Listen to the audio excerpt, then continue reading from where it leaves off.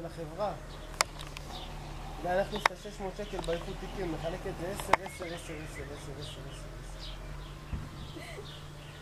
אני לא מבינה למה הוא מצלם את הגבינה.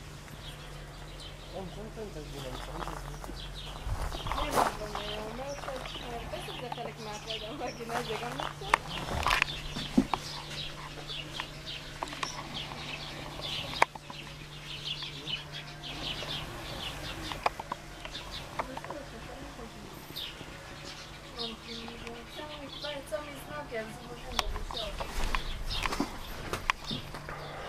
אתה יודע כמה תביעות מחכות לי בבית משפט לתביעות קטנות?